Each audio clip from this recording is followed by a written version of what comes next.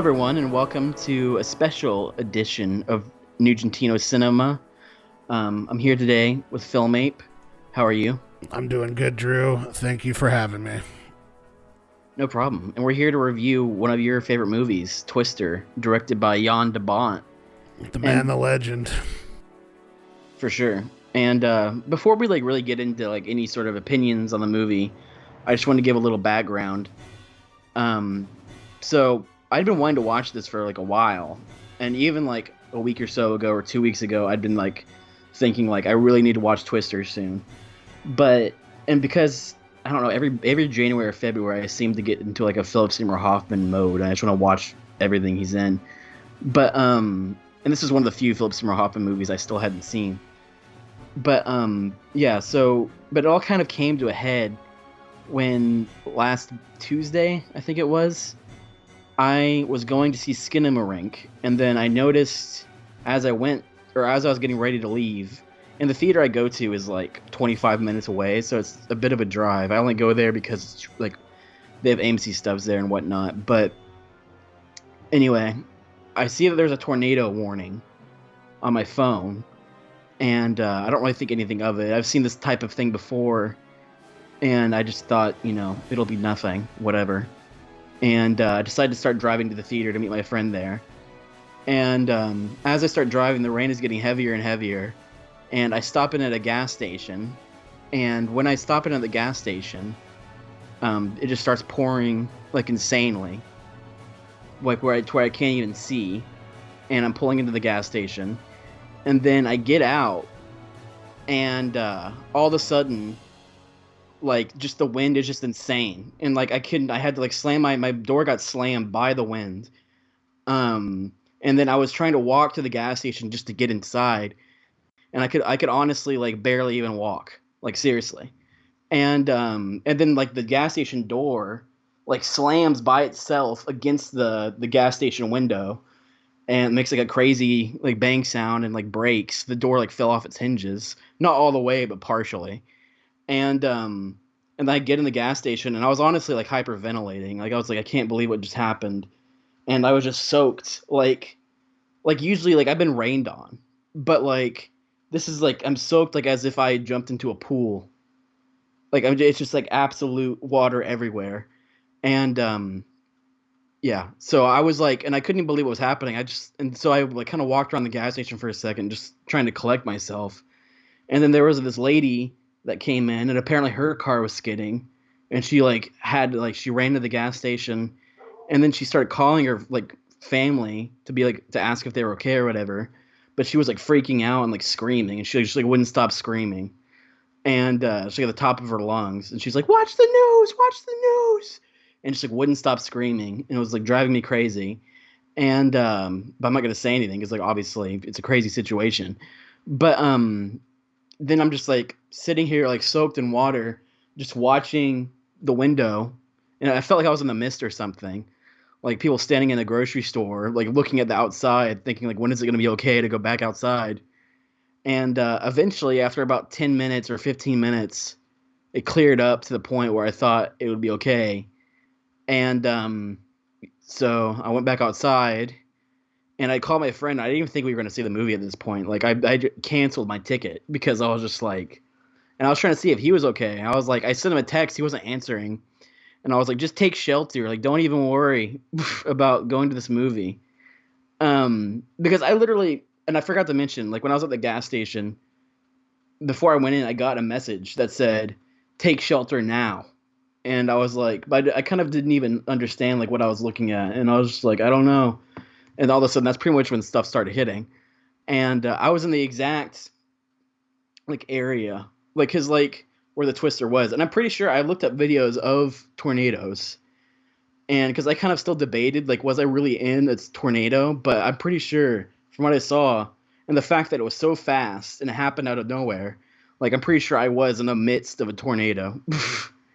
And yeah, so I called my friend to see if he was okay, and he said it was really bad rain on the highway where he was, and he had to stop. All the cars just stopped and started waiting on the highway, but it still wasn't eventually it was fine. He didn't even really believe me like when I was talking about how bad it was. But then like one of his friends texted him and said that the tornado was right on the Sam Houston tollway, which is where I was exactly. And yeah, so eventually he believed me, but it all cleared up. And much like in Twister, the movie, there's parts where there's a tornado right in front of them, and they're just like in the sunshiny area. Like much like that, it was, the sun was shining. It was a bright blue skies, and everything was fine. Only like 20 minutes later, and we went and we watched Skinamarink still, but it felt like at first it was like, why am I even here? Like, what am I doing? But eventually, I got over it. So, Yeah. so as you would have learned from the film, in Aunt Meg's house, the Fujita scale, which ranks the tornadoes. If you had to rank the tornado that you were in on the Fujita scale from F1 to F5, what would you rank it? I question whether it would be rankable. Like, I doubt it would be even F1. Like, I mean, if I had to choose one, I guess F1. But because it's not like I wasn't being hit by like debris. Like, if it was like really bad, I probably would have died. But I still think it was some sort of form of tornado for sure. So there's apparently an enhanced Fujita scale that came out in 2007. So and they rank them now EF. So there is EF rating 0 would be 65 to 85 miles per hour. It sounds like you probably were at least in an EF 0, if not more, if it's Yeah, blowing doors open. yeah, it was pretty bad. I mean, like trash cans were flying around. I guess the worst case scenario is that there would be something like that would just fly and hit me in the face, and I'd just be knocked out and dead. But yeah, I could barely even walk. Like it was insane. I mean, it wasn't like it wasn't like the beginning of Twister where he just gets sucked into the air and is gone. But But it could have been. So I'm imagining you're taking shelter in this gas station, and the first thought that comes to your mind is, I still haven't seen Twister yet. I need to watch Twister. yeah, well, I started thinking about the how amazing it would be to say I was in a Twister and now I'm watching Twister. And I was just like, God is putting me in the perfect situation for this. So you're primed, you're ready to rock and roll, and then I see your star rating for Twister, and I think, are we gonna have a fight, Drew? Are we gonna fight it out after you That's experienced it for real? yeah. Well, that's the thing. Like, I mean, I didn't love the movie, but I enjoyed it to a certain degree. But I don't. Well, before I really say anything, do you want to give like background on like your history with this movie and your love of it? Yeah, so I saw this in theaters when I was 7 years old, and I really didn't. I like obviously had nostalgia for it, but really didn't like fall like head over heels for it until maybe like 2009, 2010, and then that's when I really like watched it a lot. And I think now, with watching it twice to prep for this, I think I'm at 15 watches in the history of Letterbox, so it's certainly up there. And really, I just a huge Van Halen fan when I was 7 years old, and so as soon as I heard that credit song, I knew that this was going to be a movie that would stay with me. Yeah, that's cool. I mean, I definitely respect that. I don't know if it's different for me because I'm watching it for the first time and like I don't have any sort of history with it whatsoever, other than like I can kind of remember it when I was a kid, like seeing it around and being aware of it. But yeah, this is the first time I've really sat down and watched anything. I mean, I've seen clips, a couple of clips of like Philip Seymour Hoffman moments, but that's about it. And some obviously some like images of the cow floating through the tornado or flying through the tornado.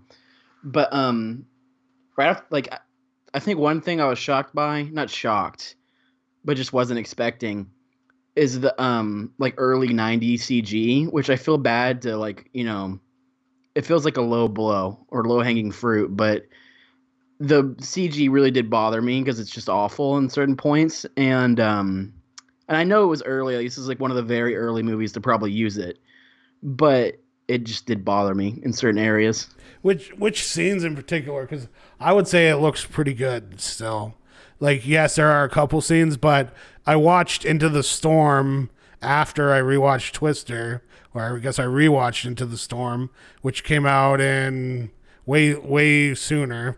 I don't even remember when it came out. 2010 maybe. I think it was like 2014. I remember seeing that in the And that theater. looks worse than Twister, in my opinion.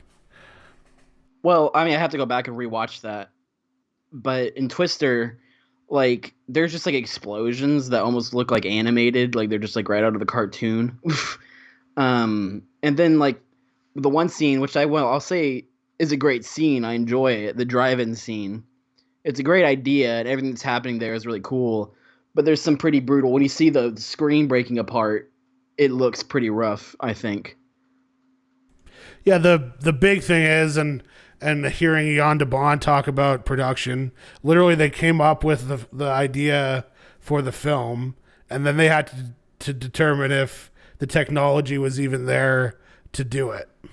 And the big Right. thing for them when they were like, if we're gonna do this, the twisters have to like feel real. And I think they do, for the most part, do that Jurassic Park thing where they're kind of like hiding some of the bad effects. So the way that they present it, which would be like in the distance or like extreme close-ups or whatever, they are able to kind of hide some of their effects. Yes, the F5 at the end, there are some bad things, but for the most part, even their ability to kind of move between CG and practical. So there's like that scene at the end where the big tanker truck comes flying out, and they transition from CG to practical, and I think it's like impressive that even at that time in '96 that they were able to do that. Yeah, there's definitely still some good practical effects, and there's still moments like that I appreciated. I know you were saying that you didn't really become like a massive fan, like a super fan of this movie until later, like around 2010 or so. I don't know. I could see rewatching this, so I could see it going up for me. But on a first time watch, I was just kind of, I don't know. I didn't hate it or anything at all. I enjoyed it. I was happy. I mean, Philip Seymour Hoffman had a good role. I think I was expecting that he might have like one or two lines, and he's certainly not a main character, but he's there throughout, and he has little moments throughout. So I was happy that there was like a good amount of him, and yeah, it's definitely something I could see revisiting. And that's certainly what I like a lot about it. I like the idea of like people on a mission, just a group of, and I was thinking about this. It was kind of like a '90s thing, which was the idea of like experts. So they would like build a blockbuster around experts, and I was initially I was like Top Gun might have been in '86 would be where this came from, but I think you could probably argue that even Jaws has a good element of that, particularly in the second half, where there are these like three experts who go out to on an adventure to solve a problem. And Right. so I think it's inherent in the blockbuster. But what I was thinking about was because Top Gun was based on a article that appeared in, I think it was like California Magazine in 1983, and so then it was like enough to make a movie out of. And then Michael Crichton, who's one of the credited writers for Twister, his like bread and butter was always doing the expert thing. So it would be like an expert, all the experts in Jurassic Park, or all the experts in Congo, all these just like experts who then go on like a big adventure, and so it was less to do with like the big like action hero and way more to do with like people who were skilled in an area. And I think Twister kind of falls right in the middle of that in the '90s. Yeah, it's definitely. It also reminds me of what Roland Emmerich does a lot. Like it reminds me of certain scenes in like rooms within like Godzilla or whatever. You have a bunch of experts teamed around like trying to figure out what they're gonna do. But in Independence Day and pretty much all of those movies, but yeah, it's And definitely. also like James Cameron. So like The Mhm. Abyss in '89, and then Titanic after this with Bill Paxton, kind of similar, doing a similar thing where it's like this team of experts is going down to the Titanic, and they have kind of a similar dynamic as the storm chasers and Twister. Yeah, I mean, just to give some criticisms, but like take these with a grain of salt. I'm just trying to give a reason, like why I didn't enjoy it completely. But like I like the idea of these experts coming together, but like some of the scenes, and the same thing happens to me in these Roland Emmerich movies or these things we're talking about. I sort of glaze over in boredom sometimes. Not complete boredom. That's a strong word, but I'm just saying like yeah, I don't know why that is. And then some of the action scenes, you know, while they're awesome or while there's parts of them that are really cool, at the same time, I was kind of rolling my eyes at certain things. Like it almost felt like Backdraft the Ride at Universal Studios or one of these crazy special effects things that you'll see on the tram ride at Universal. Um, but it's also charming in a way. So while I'm being somewhat critical of that, I also appreciate it in a certain regard. Yeah, I definitely get the kind of amusement park thrill ride stunt show element from the drive-in sequence, and they built that entire area, so everything there Mhm. they built, and so it certainly has that.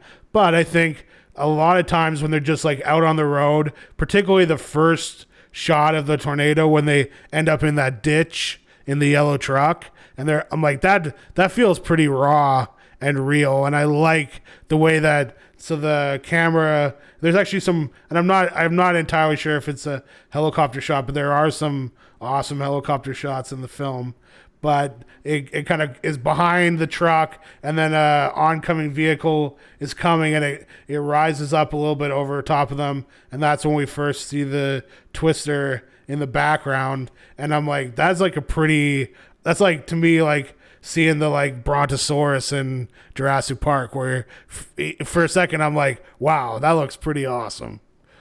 Yeah, yeah, I can definitely see that. I'm gonna put myself at risk of sounding stupid here. But I kind of didn't understand like why are there so many twisters? Like what area are they even in? Like why is all this happening? Well, there's like these massive twisters. There's like dueling twisters like right next to each other at one point. And it's just like this is just insane. Yeah, they're sisters, which Yeah. is one of the things that I like love about these like expert movies, and I also would consider them like the subculture films of the '90s, where they like take this idea, but then they like totally like overblow it. I highly doubt any storm chaser ever had referred to like twin tornadoes as sisters. According to Jan de Bont, that happens. The water spout thing that actually occurs. I can't confirm or deny that. So they're in the to answer your question, they're in the Midwest. I believe they're supposed to be in Oklahoma basically the entire movie. That Well, I was being gonna say like Tornado Alley, like the classic like Kansas, Oklahoma. I mean that would make sense, but like in these areas, like are there like because what time span does this take place in? Like is it like a course of like a week or like a few days? Yeah, it's literally just a couple days because Bill Paxton shows up and then he's not supposed to be there. He's not back, as what he keeps telling the crew, and so it really only takes place is really just like a weekend. And again, we have to assume that they're certainly heightening things, though I don't know what storms are supposed to be like, but they basically establish it. I'm blanking on the name of the whatever the storm watch computer nerds are in the film. They basically just start like, oh, there's like low pressure and high pressure, and so it means there's going to be tons of storms, and that's Yeah. basically what it is. And I don't know how realistic it is, but it gives the film a really good driving force moving forward. And it really does feel like it's like, okay, we see an F1, then we see an F2, and then we see an F3, and then it's like we're just waiting for that huge F5 at the end. Right. Yeah. I mean, I guess I just didn't find it. I wasn't completely buying the idea that there's so many twisters like so close together, but maybe it happens. And obviously, you have to suspend your disbelief for a movie like this. But I wonder, did this movie pretty much establish the idea in like the zeitgeist of like going storm chasing? Like, was there any like is there any storm chasing in pop culture before this? I think it was starting to become more of a thing, but like the best like subculture expert movies, it's like inspired so many people since. And when Bill Paxton passed, I believe like a ton of storm chasers, they like did this thing where they like line up so they can make some like GPS symbol or something, and that they normally wouldn't do that for a non-storm chaser, but because of how important Bill Paxton is within that culture, they did it for him. And so yeah, like I think most people who are storm chasing now, which here in Alberta we actually have a bunch of storm chasers, so we don't generally have big tornadoes. And I'm like 100% sure Twister was a huge influence on that culture. Yeah. I mean, it seems to be pretty established in the pop culture and pretty popular. I mean, we're apparently getting a sequel called Twisters from the director of Minari, which I don't understand how he Yeah, got that I'm job. worried. But yeah, I mean, if people still want to make a sequel, I mean, to be fair, people will dig for anything to make a reboot cool too nowadays. But still, I think it proves that there's a group of people that love this movie, and I can appreciate that. Yeah, I think a big thing to also remember is the time period, and Jan de Bont would talk about this, is that at this time there was not a lot of footage of tornadoes because people just didn't have cameras, and similar to your experience, they would just kind of occur and then stop. And they do that in the film where it's like, oh, it's building, and then it doesn't end up building all the way, or whatever it is. So they took a lot of creative licenses with how things look, but I actually think they did a pretty good job nailing what now we can go on YouTube and you can literally watch tornado videos for the rest of your life if you wanted to.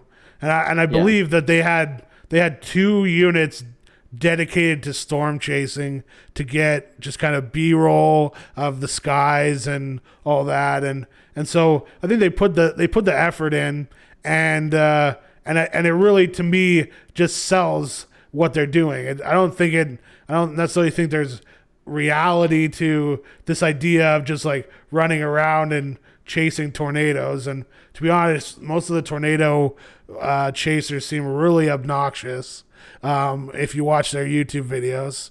But there Well, they all is think they're badasses, and that will make anybody obnoxious yeah, usually. that is unfortunately a problem there. But for me, it's entirely just a group of people having an adventure, going on a road trip, and anytime there's a mounted car shot or it's on, they're focusing on Dusty's barn burner and they're playing the music and all that. And even listening to Jan de Bont on the commentary talk about it, he's just like, this is so awesome. We put when I'm on the road, I crank the music, so I put speakers on all the cars so that we could just really sell that. And to me, that is like what Twister is, and it's about going to the stopping at diners and hanging out and doing all that type of stuff.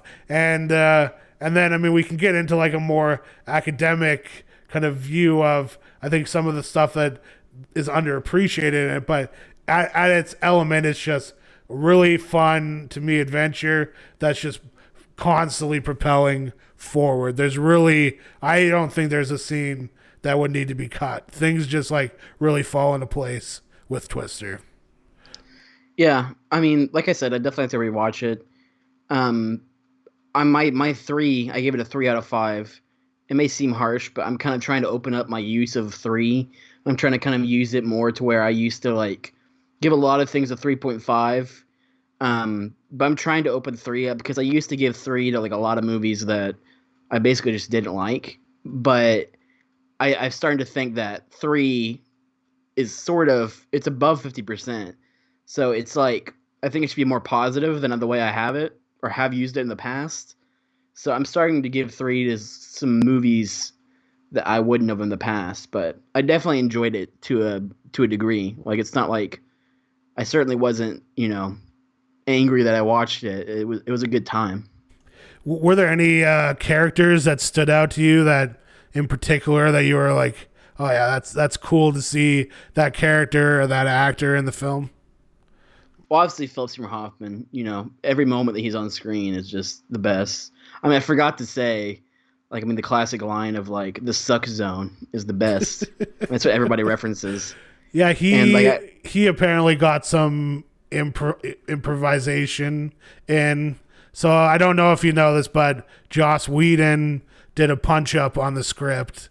And oh wow, so Jan de Bont had brought him in for speed to punch up that script. And when Jan de Bont describes Joss Whedon, he's like, oh, young and cool and hip, which I think is funny. And you could tell exactly what Joss Whedon did with Twister. He had the Star Wars reference, Repo Man reference, like all that type of stuff that is just the pop culture. Like that's totally Joss Whedon. Thankfully, it's still a little charming here when it was more fresh.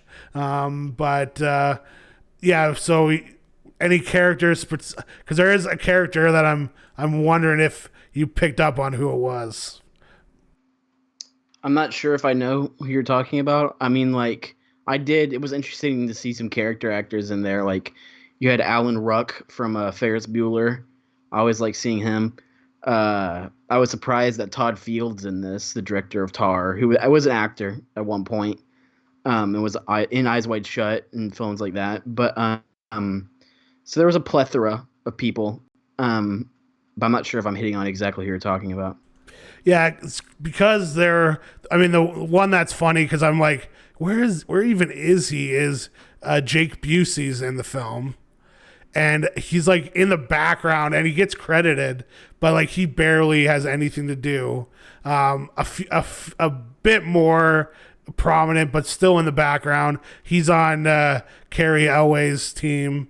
The bad guys is the communicator, who's played by Patrick Filchler, and he's in Mulholland Drive. He's the guy that Oh yeah, I goes did back. see that guy. And I was like, yeah. I knew you were gonna you'd at least pick up on him because he's such a like iconic moment in Mulholland Drive, and so it's cool to see him here. Yeah, I didn't when you were asking, I didn't think of him immediately, but I definitely do remember watching the movie and being like, "Oh, it's that guy." Because he's in Mulholland Drive. He has a great, amazing part in that, and then he's also in Twin Peaks: The Return for a brief bit. I think he's like a Vegas guy. But yeah, he's cool to see pop up in different movies.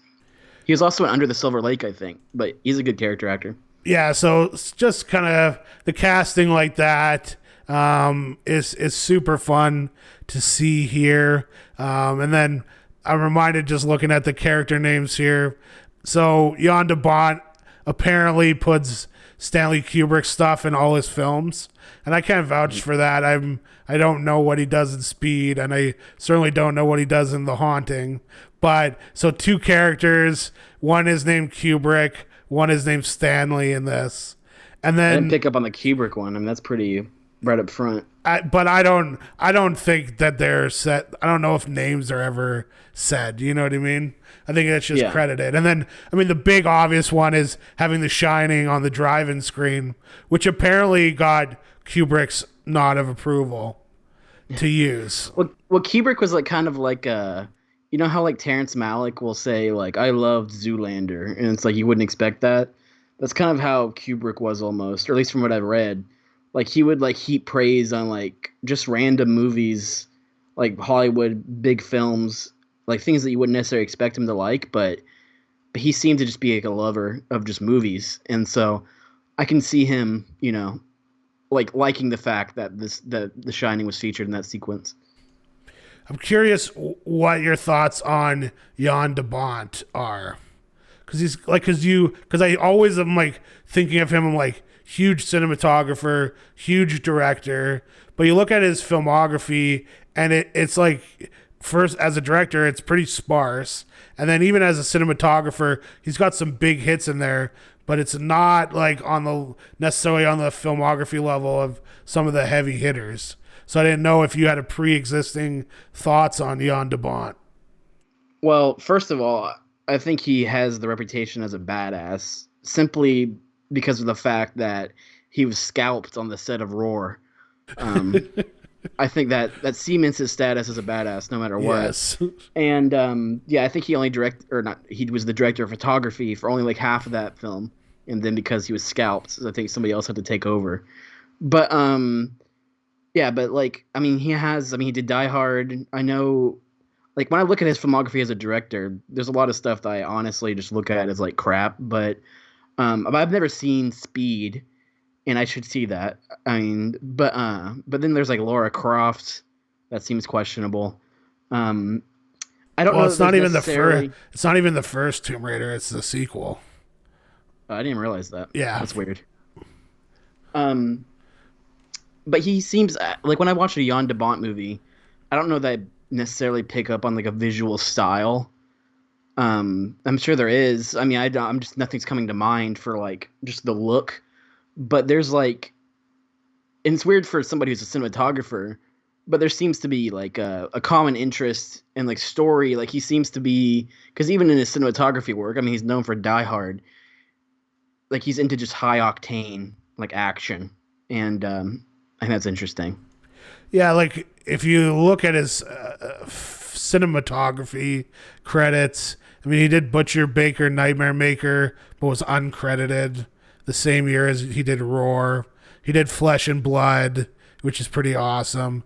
But really, his big standout and the interesting thing that this is kind of like, I guess because he started directing, it was near the end of his like cinematography career, but like Die Hard in '88, and then Hunt for the Red October, and after that it's like Flatliners, Basic Instinct, and he's just kind of directing. And I think the weirdest thing is that, and I always forget this, is that he directed Speed 2 as well, which is such just kind of like a decline in quality from Speed and Twister. So it is just surprising that he did that. But I still think he's a legend. Even if he just had Die Hard, he would be a legend because he shoots that movie so amazingly. It's such a gorgeous looking film. And then he has Twister as well. So I think he's just a legend just because of that. Yeah, I mean, Die Hard does stand out as like an amazing looking movie above anything else he's done, which is interesting. But yeah, I mean, he's always a name I recognize.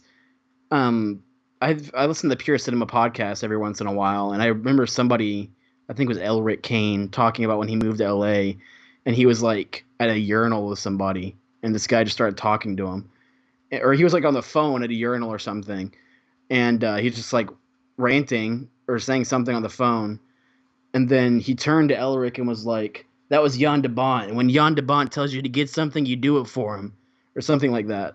And this is like, one of these classic Hollywood stories. But apparently, I guess he worked on the production team for some movie Jan de Bont was making. But that always sticks in my head as a Jan de Bont thing. That's amazing. Yeah.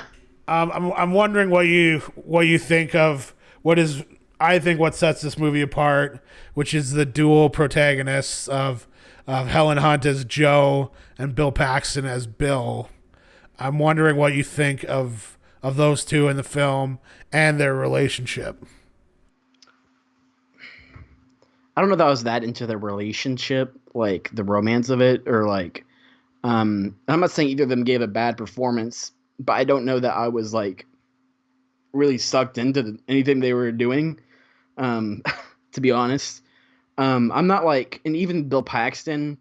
I mean, I'm neither here nor there on him. Like, I don't know how to explain it. Like, I don't think he's bad, but I don't. It's just like I kind of just watched him, and I'm just like, okay. Like, I just don't. I don't have any feelings on him. And yeah, so that could be again where the 3 point or the 3 out of 5 is coming from a little bit. Helen Hunt. There's like a weird thing about Helen Hunt. And I was gonna ask you what you thought of Helen Hunt. She's just an interesting female lead. And if I was into any backstory, even though it's kind of cheesy, I kind of like the backstory of her father being sucked up in a twister, and that's what gives her the motivation. Um, but yeah, I wasn't totally into all that stuff. But I mean, they had some level of chemistry. I bought that they were a couple. Yeah, it's interesting because it's literally like having like a full on like romance movie within a disaster movie. Do you know what I mean? Like I don't, because I was thinking, where else have I seen dual protagonists where I felt that I empathized with both of them on a similar level, and I felt that the movie respected both of them in a way that they were both fleshed out characters that I could care about, and I was like rooting for them to get together. And really, it's like really good romance movies are the only thing that is comparable. And what was interesting rewatching and thinking about the characters is it's cool to see like everybody is like, Bill, you're the extreme, you're the coolest, and Joe is like just like she takes care of everybody, but Bill is like Joe's the really extreme one. And like she was like so hardcore that he had to leave because he just could not deal with her obsession with twisters. So I think that results in a pretty interesting power dynamic between them because everybody is looking at Bill as being the powerful lead who's the like literally they call him the extreme. And he specifically shows with his actions and with a few lines of dialogue that he sees Joe as being above him in her ability and her obsession. And so once they kind of work things out, it's cool to have them on the same level, both being like amazing at what they're doing and that they're pushing for a common goal. I think that makes them really easy to root for in regards to finishing, getting Dorothy in the air, and getting those sensors flying properly so that we can increase the twister warning system to 15 minutes so that Drew is not getting stuck out there in gas stations so that he can make it to Skinamarink dry. Yeah, exactly. I mean, yeah, there should be. What would the warning system be? Like an air siren or something? That's what I was going to ask you is if you have like because you hear it a few times in the film. The funny thing is in Into the Storm, a plot point about midway, they're like, the air raid sirens are down. We won't have any advanced warning if there's like a tornado, which so then tornadoes are sneaking up on them left and right, which is I think pretty funny. So I was wondering if so no horn for you, and is that a thing in Texas? No, and there's definitely no horn. But I question like because weird thing about these systems is like even if there was an if there was an air horn siren in that situation where I'm already aware there's a tornado that's possible, I would definitely take it seriously. But other situations where I've been places where I have heard air horns and it's just like a test. I just question if something actually was going down, but I just think it's a test. But because there's already something crazy going on, if I heard an air horn siren, I probably would have done something. But the only warning I got was on my phone, and I took a picture of it. I can read it exactly to you. I wasn't really sure. I was like, maybe this still won't happen. Like, maybe it won't be that bad, but it was. And I think I was just being ignorant. I should have taken it more seriously. But, emergency alert. National Weather Service. Tornado warning in this area until 2:30. I think it's because I saw the word warning and I didn't take it seriously enough. But then it says, take shelter now in a basement or interior room on the lowest floor of a sturdy building. If you are outdoors in a mobile home or in a vehicle, move to the closest substantial shelter and protect yourself from flying debris. Check media. And that is the warning. Dude, that's intense. That's intense, man. I love it. That's you survived it, you lived it, and now you got a taste. So, are you going to be going after storms? Are you going to be going after more storm-related movies? I certainly might go after more storm related movies, but I can't ever see myself being a storm chaser. I wouldn't ever want to be in that situation again. It was like insane. So, if you had to give just like one favorite thing about this film, what would it be to justify your 3 stars? I mean, it's gonna sound like I'm just a fanboy, but it's got to be Philip Seymour Hoffman. Yeah, PSH definitely a standout. I think they definitely knew what they had with him. Should we talk And about the dong cut, the PSH dong cut? I gotta find the actual because I was telling you about this the other day. yeah, we can talk about that. I mean, I was telling my friend about this, but it's a pretty interesting. Apparently, I mean, I can just set it up for the people. Like, there's like apparently the film print, like the 35 millimeter theatrical release, has a shot where you can see up Philip Seymour Hoffman's shorts, and I guess you can see his genitals in the shot.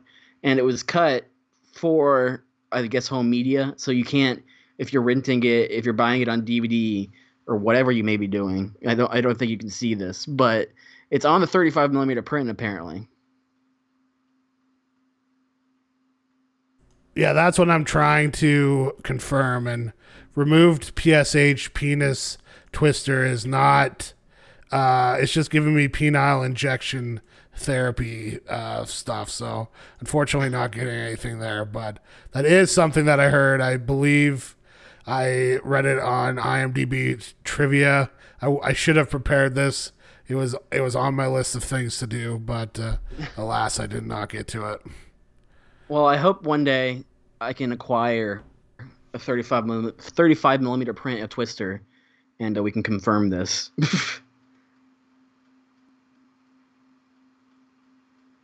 One thing I wanted to say is that, like Philip Seymour Hoffman, and I was thinking about this a lot watching his scenes in the movie. Like, I just wish he certainly has comedic roles throughout his career. Like, it's not like there's only one or two, but I just wish he got to do them more often because he's so good at comedy. Like, he's like amazing at comedy. Yeah, I'm interested to see if Cooper Hoffman follows in his dad's footsteps. I would love to see him cutting his teeth in roles like this and really learning the craft. I don't think there are many roles like this anymore. But I just to confirm, He could be in Twisters. Cast him in Twisters. in an early scene when Philip Seymour Hoffman is sitting on a lawn chair, he lifts his leg in the air while laughing. His genitals were fully visible for a split second. It was edited out of the DVD and VHS releases, but it was leaked from VHS screeners sent to industry professionals. So there might be there might be a clip of this on the internet somewhere. Yeah, I mean, I don't know if there's Mr. Skin for men, but maybe that's where we need to go. Yeah. I mean, I'm just impressed that he wasn't wearing underwear on the set. I mean, that's a ballsy move, no pun intended. Do you have anything else that you want to critique about the film? I know that so PSH is easily the MVP. I don't think anybody disagrees with you there. But is there anything that maybe you dislike about the film that might be a hot take? I mean, I just like the pacing was a little. I did think it dragged a bit. I know I'm sure you wouldn't agree. You were saying that there's nothing in the movie that's deletable, but that's just one criticism. But I do want to watch it again, and it was a fun movie. It's a throwback. It puts me like the feeling of this movie like places me like right firmly into the 90s. Even just like Helen Hunt is such like a 90s female lead, and yeah, it just feels very 90s, but it was still an enjoyable ride. So do you like love the sequence around the dinner table at Aunt Meg's where they're like eating the steak and the mashed potatoes, and they're like, Meg's gravy is practically a food group, and they're like loaded up, and they got the couple guys sitting and watching TV, and like, do you love that? Because that to me is Twister. That's what I love the most about it. Well, I do think that was a good scene. I mean, I like the vibe of, because like the bad guy storm chasers, they all seem like stick in the mud, just like boring guys or just like jerks. But I like the vibe of Bill Paxton's crew. It's like all like, it almost reminds me of like a bunch of hippies, like just like a bunch of like fringe, like weirdos who just love to chase storms, and I like that vibe. Yeah, I hope that that's what they double down on in Twisters, is just about like a character thing about giving us a really fun group of people that are chasing storms rather than necessarily like giving us storms. Because like similar to Jurassic Park, I'm guessing if you timed the amount of Twisters that are in the film, it's very minimal compared to the rest of the runtime. It's just kind of momentary set pieces and then move on. So I'm hoping that it's really character focused, because for me, again, I love the adventure. I love being on the road, and I love that Aunt Meg kills her own cows. Yeah. Oh, that was one thing. Yeah, it felt 90s too. Like how she's so like willing to just admit like, yeah, I kill my own cows, and like no shame about it. But Apparently, Jan de Bont is a vegetarian, and he did not. He's like, it must be in the film, but he doesn't like the scene. yeah. I thought it was impressive they were just like, eating steak and eggs. Well, I guess that's a pretty common thing. But they apparently were just tucking in, and some of those actors ate like 4 of those steaks during the filming that day. So that's a lot of meat. that's insane. Yeah, I mean, it was a good time for sure. I was gonna ask. Oh, my second favorite thing about the movie, right after Philip Seymour Hoffman, is the font. I will say I love the Twister font. Like the way it kind of like the title font where it like comes into view and then like blows away. Yeah, specifically I forget if it was actually in the movie. I think it was. But like the one that's on like the letterbox cover or all the covers, like just that Twister font that's like obviously inspired by the look of tornadoes. Yeah, I'm looking at it badass. now, and it's beautiful.